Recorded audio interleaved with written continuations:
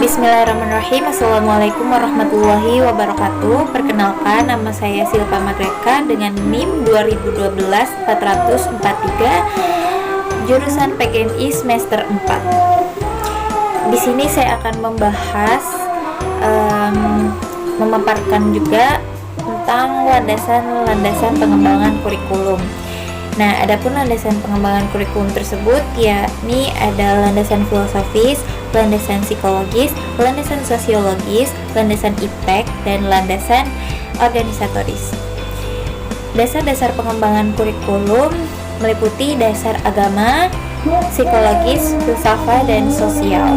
Nah, materi pembahasan yang pertama yaitu tentang landasan filosofis. Maksudnya itu kurikulum yang akan dibuat dengan landasan filosofis ini yang dibuat di negara Indonesia tentunya berbeda dengan negara lainnya, contohnya dengan negara Arab dan negara Cina, di mana dasar negaranya itu pasti berbeda dengan dasar negara di Indonesia. Apa sih dasar negara di Indonesia itu? Ya, Pancasila.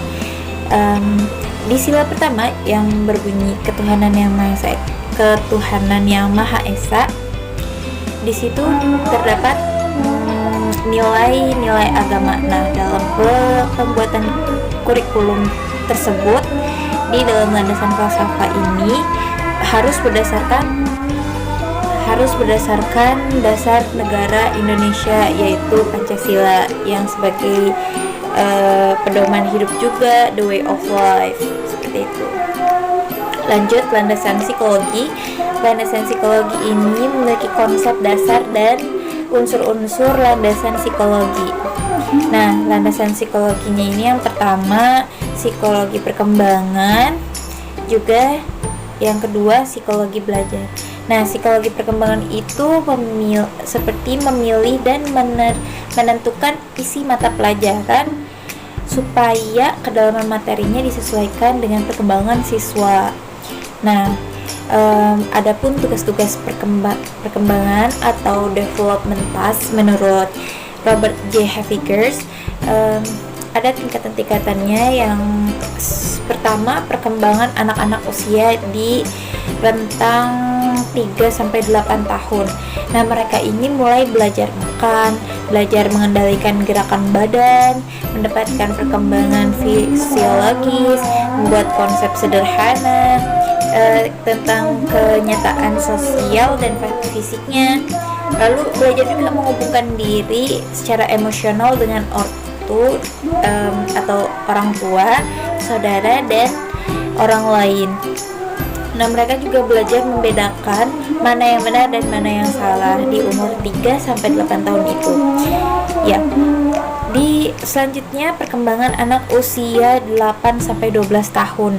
Nah, di sana mereka mulai belajar keterampilan fisik, mulai belajar bergaul dengan teman sebayanya, berperan sesuai jenis kelamin dirinya, dan mulai membina keterampilan membaca, menulis, dan berhitung. Nah, lanjut, perkembangan anak remaja di rentang usia 12-18 tahun. Nah, mereka ini lebih matang lagi perkembangannya itu. Mereka mulai lebih matang mendapatkan teman sebayanya sesuai jenis kelaminnya, mampu juga berperan sosial. Lalu mereka juga menerima fisik diri dan menggunakannya secara efektif. Mereka juga mulai membebaskan diri dan tidak lagi bergantung kepada orang tuanya, dan mulai juga mempersiapkan perkawinan dan berkeluarga di usia 12-18 tahun itu.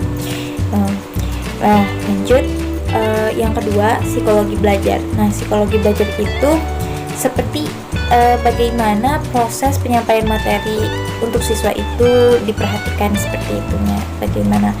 Bagaimana langkah siswa juga untuk belajar supaya sesuai tujuan yang diharapkan, seperti itu.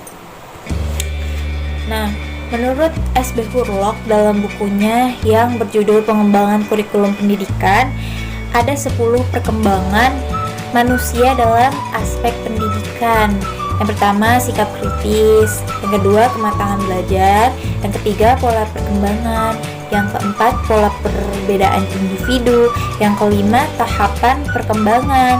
Yang keenam, tahapan perkembangan pasti beresiko. Itu pasti di setiap tahapan yang dilalui itu tidak hanya sesuatu yang baru saja, tapi ada juga resiko yang ditemukan dalam setiap tahapan-tahapan perkembangan. Nah, yang ketujuh, rangsangan atau stimulus. Yang kedelapan, pengaruh budaya. Yang kesembilan, harapan sosial dalam setiap perkembangannya. Jadi misal ada anak A dan anak B ini, pasti mereka masing-masing ini diharapkan kedepannya akan seperti apa di kehidupan bermasyarakatnya. Nah, yang 10 yang terakhir, keyakinan tradisional. Nah, itu tadi. Di psikologi belajar ini secara umum belajar itu merupakan suatu proses perubahan tingkah laku karena adanya interaksi individu dengan lingkungan. Nah, teori yang perlu dipakai oleh pengembang kurikulum saat ingin melakukan pengembangan kurikulum ada teori disiplin mental dan teori behaviorisme. Nah, itu landasan psikologi. Dan lanjut landasan yang ketiga, landasan sosiologi. Ada 3 kebutuhan dalam asas sosiologi, yaitu yang pertama kebutuhan masyarakat, kedua kebudayaan, dan ketiga perkembangan ilmu teknologi. Nah, di sana landasan sosiologi itu sangatlah penting, jadi tidak bisa dipandang sebelah mata saja, karena peserta didik ini bisa survive langsung di kehidupan nyata karena rancangan sistematis dari landasan sosiologis ini. Jadi landasan sosiologis ini sangat menentukan masa depan peserta didik di kehidupan bermasyarakat nantinya. Nah, masyarakat ini kan bisa hidup ya dengan terus berkembang ini karena adanya kebudayaan tadi. Dari 3 kebutuhan yang tadi dalam landasan sosiologis itu, masyarakat ini berkesinambungan dengan kebudayaan. Pun apabila tidak ada masyarakat, maka kebudayaan juga tidak ada, seperti itu. Nah, lanjut yang keempat, landasan iptek.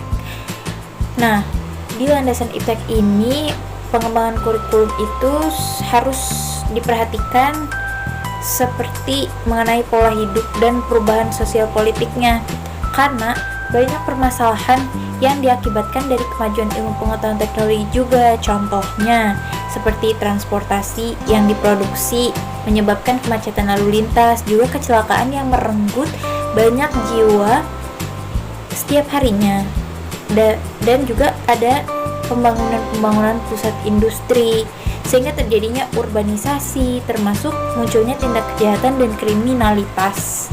Nah, itu juga ada hasil teknologi informasi yang menyebabkan gesekan budaya yang sangat berpengaruh pada eksistensi masyarakat.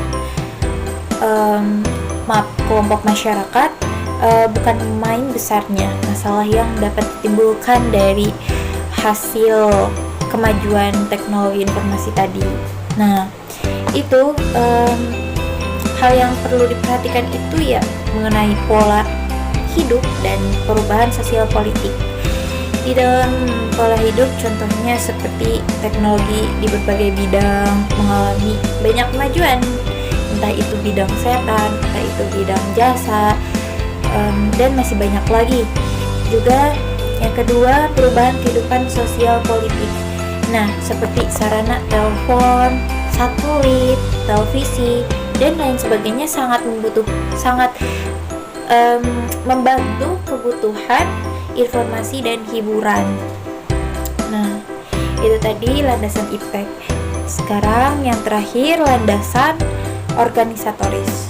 Nah, di landasan organisatoris juga tidak kalah pentingnya dari landasan-landasan sebelumnya yang sudah dipaparkan. Intinya di landasan organisatoris ini, hal yang perlu diperhatikan ini yaitu tujuan, bahan pelajaran, dan pengorganisasian bahan.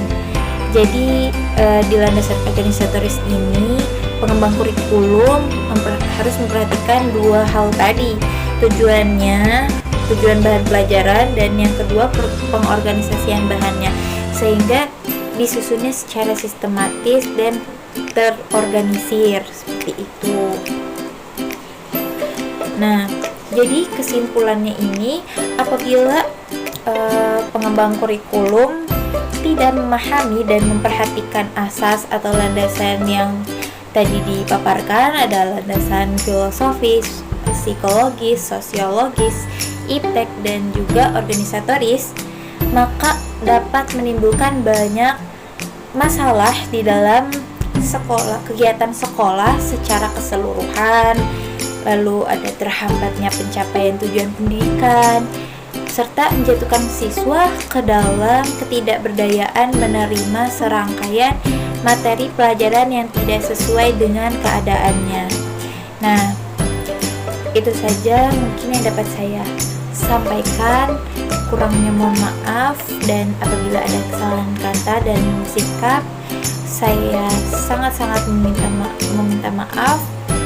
Sekian dan terima kasih banyak. Wassalamualaikum warahmatullahi wabarakatuh.